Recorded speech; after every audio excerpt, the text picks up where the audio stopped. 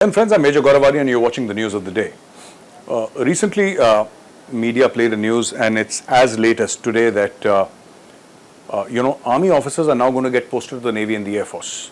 Indian Army officers, more than 40 of them have been shortlisted for various positions, and what they're going to do in the Navy and the Air Force is interesting. Pretty much the same kind of work that they did in the Army: radars, missiles, maintenance, logistics, etc. Now, obviously there is a philosophy behind this, and that is called jointness. Now, what is jointness? Jointness is the ability of the Army, Navy and the Air Force to fight together. Maybe I'm oversimplifying this because it is highly sophisticated and highly complicated, and I'm just trying to make it easy to digest, easy to swallow when I say the ability of the three forces to fight together. However, having said that, it's very important.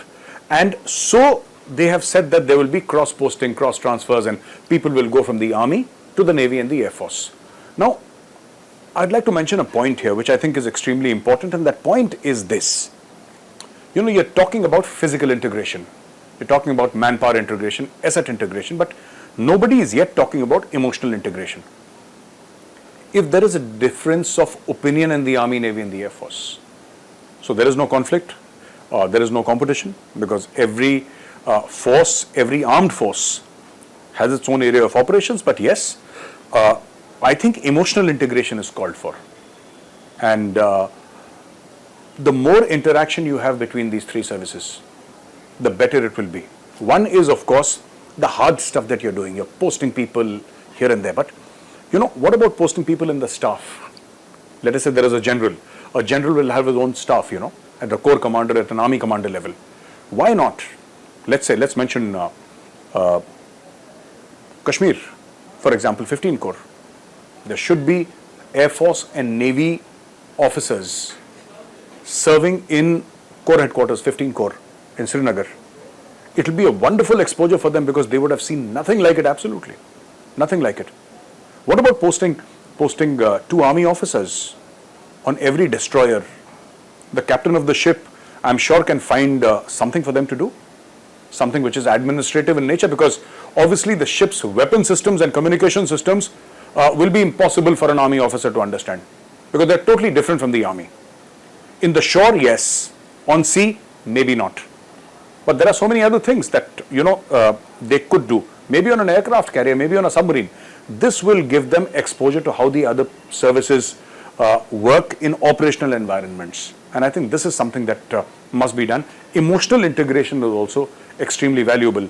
I would love to see Air Force officers, in Ladakh, not as part of the Air Force, because you have fighter squadrons in Ladakh, as part of 14 Corps, properly posted there, living together, common messes in which they live together, and this will help in emotional integration. So this is one thing that I thought I'll share with you. Very important news, but we should take it a step further actually. Then, about this whole thing about NATO plus that is being talked about a lot, that, the Select Committee on China in the United States House, they have said that we want to offer India a membership of NATO plus. What does this mean for India? I mean, does it mean that India becomes part of NATO? Is NATO plus different from NATO? Of course, there are countries like South Korea, like, Japan, who are part of NATO, Israel, who's part of NATO plus. But what does it actually mean in terms of getting support from NATO? Do we need support from NATO? That is very important, because we fought all our battles with China minus NATO. We have fought 62 war without NATO or America. We have fought 67, the skirmish in Nathula. We got into a serious skirmish in Galwan Valley a few years back with the Chinese. No help required from anybody. So we can take on the Chinese in the Himalayas. There is no doubt about the capability of the Indian Armed Forces. That is not the point. The point here is clearly that Russia views NATO and NATO views Russia as enemy. So if we become part of NATO plus, how will that impact our relationship with Russia, which is a relationship that has been tested in the severest of storms? Russia has never backed down, and India has never backed down. We have stood with each other and for each other for 7.5 decades, and I'm sure that counts for something. And then there is this idiom of Greeks bearing gifts. When they could not enter Troy, the Greek armies, the combined armies of Greece could not enter Troy, they created this horse called the Trojan horse. I'm sure you've heard the story, and how Greek soldiers hid there and then they sent it as a gift and when the unsuspecting people of Troy actually allowed that horse to come in. It was a huge, gigantic wooden horse. Then the soldiers slowly came outside and they opened the doors, and that led to the fall of Troy. We have heard that story many a time, which is why they say beware of Greeks carrying gifts. This is a gift, this NATO plus thing. I would look at it with a whole lot of suspicion actually. And the last news that I wanted to discuss with you today is, Bilawal Bhutto is the foreign minister. He hasn't done very well as foreign minister. Nobody takes him seriously, but he wishes to be the prime minister. Not on capability, but on the fact that, his grandfather was the prime minister, his mother was the prime minister, his father was the president. So obviously Bilawal Bhutto will also be the head of state one day.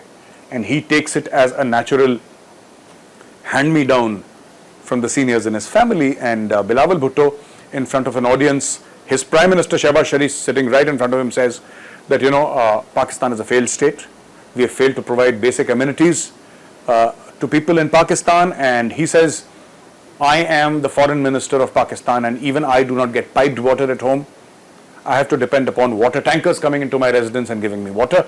And I am the foreign minister. Just imagine other people, what would they undergo? Now, this is a bit rich coming from Bilawal Bhutto, because Bilawal's family and Bilawal's party, the PPP, has been in power in Sindh. And he quoted Karachi specifically, which is, the capital of Sindh and Pakistan's financial capital. So Pakistan's political capital is Islamabad. Pakistan's financial capital is Karachi for all practical purposes.